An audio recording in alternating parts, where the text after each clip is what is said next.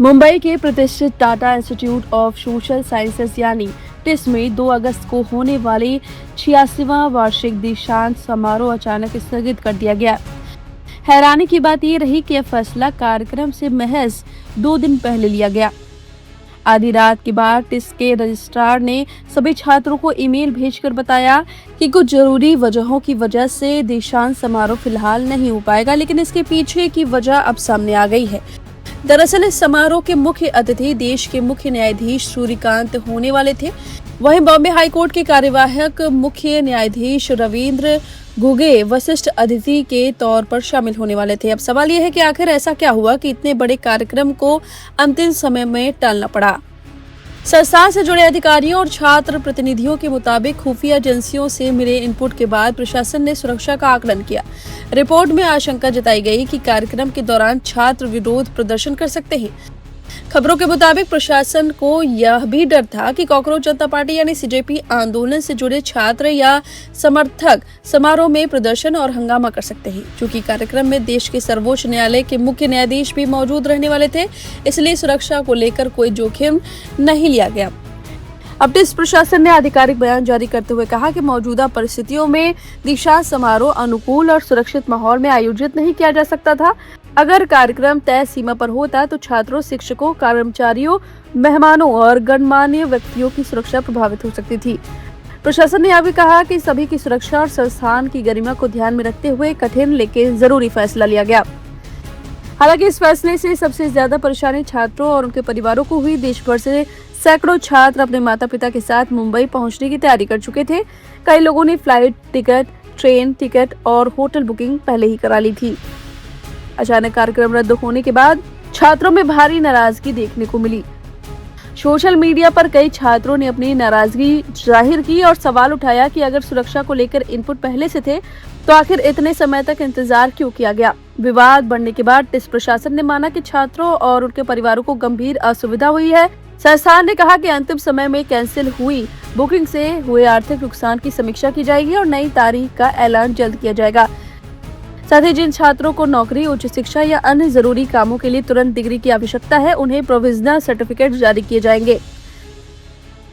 अब सबसे बड़ा सवाल यही है कि क्या वास्तव में सुरक्षा कारण इतने गंभीर थे कि देश के सबसे प्रतिष्ठित सामाजिक विज्ञान संस्थानों में से एक का दीक्षांत समारोह ही टालना पड़ा, या फिर छात्र आंदोलन का डर प्रशासन पर भारी पड़ गया है। अब देखना होगा कि टिस नई तारीख कब घोषित करता है और इस पूरे विवाद पर आगे क्या मोड़ सामने आता है। अब इस खबर पर आपकी जो भी राय है कमेंट करके जरूर बताएं। बने रहिए लाइव हिंदुस्तान के साथ।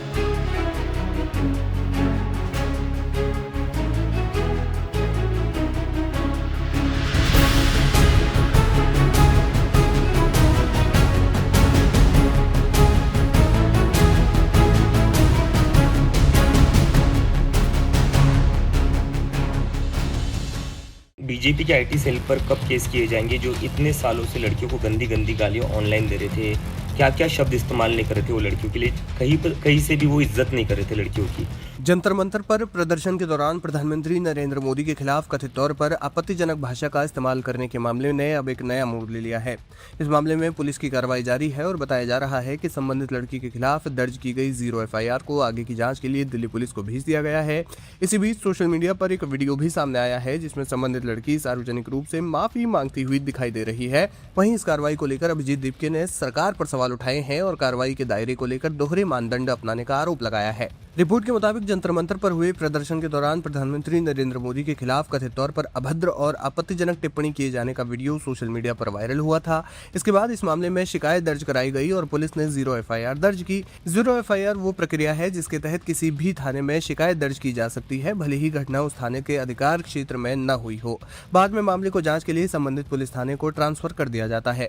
सीजेपी संस्थापक अभिजीत दीपके ने इस कार्रवाई पर सवाल उठाते हुए सरकार और भाजपा के IT सेल पर निशाना साधा। उन्होंने कहा कि अगर आपत्तिजनक भाषा के इस्तेमाल पर FIR दर्ज की जा रही है तो क्या उन लोगों के खिलाफ भी इसी तरह की कार्रवाई होगी जिन्होंने वर्षों तक महिलाओं के खिलाफ सोशल मीडिया पर अभद्र और अशोभनीय भाषा का इस्तेमाल किया है।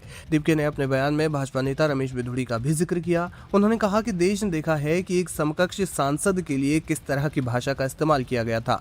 उनका कहना था कि अगर कानून सबके लिए समान है तो कार्रवाई भी समान रूप से होनी चाहिए। हेलो एवरीवन, मैंने अभी देखा कि एक लड़की के ऊपर गाली देने के लिए केस किया गया है।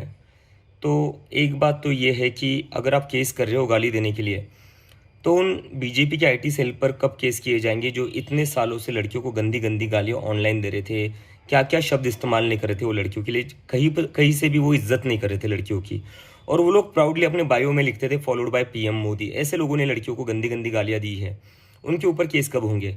और बात बस बीजेपी आईटी सेल तक नहीं है, इनके मेंबर ऑफ पार्लियामेंट जो है रमेश बिदुड़ी जी, उन्होंने किन शब्दों का इस्तेमाल किया था एक फेलो मेंबर ऑफ पार्लियामेंट के लिए सबको याद है। यूपी के जो सीएम है योगी आदित्यनाथ, उनका एक वीडियो भी आया था जहाँ पर जो एनआई का कैमरा पर्सन था उसके लिए भी उन्होंने गालियाँ दी थी।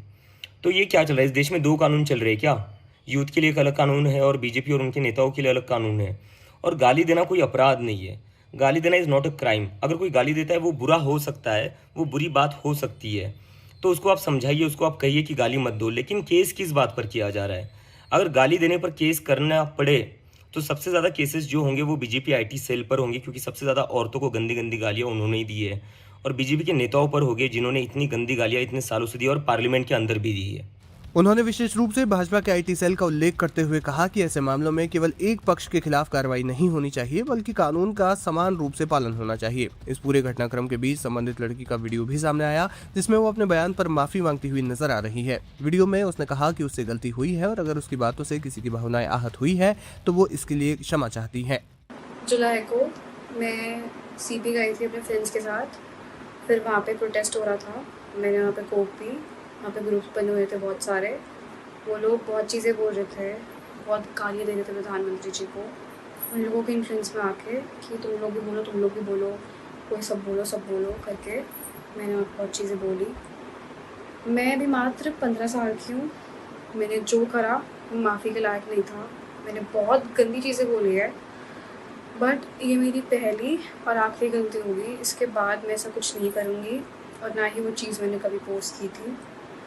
मैं पूरे देश से माफ़ी मांगती हूँ। मैं इतनी शर्मिंदा हूँ, मैं अपनी नज़र भी नहीं उठा पा रही हूँ। मैं सबसे माफ़ी मांग रही हूँ, मुझे प्लीज़ माफ़ कर दीजिए, प्लीज़। दूसरी ओर इस मामले में पुलिस की ओर से अभी विस्तृत आधिकारिक बयान सामने नहीं आया है। जांच किस चरण में है और आगे क्या कार्रवाई होगी, इस मामले में पुलिस की ओर से आगे जानकारी दी जाएगी। अगर संबंधित लड़की वास्तव में नाबालिग है तो उसके मामले की प्रक्रिया किशोर न्याय कानून के तहत आगे बढ़ेगी। फिलहाल ये वीडियो सोशल मीडिया पर जमकर वायरल हो रहा है। अब संबंधित लड़की ने माफी भी मांग ली है। देखना ये होगा कि पुलिस इसमें आगे क्या कार्रवाई करती है। देखिए, अगर किसी ने गाली दिया है प्रोटेस्ट में, वो कितना सही है नहीं है उसका आप एक तरीके से निंदा कर सकते हो, लेकिन ऐसे करके आप क्रिमिनल मशीनरी यूज करोगे, उनको पुलिस के थ्रू टारगेटिंग करोगे, हैरासमेंट करोगे।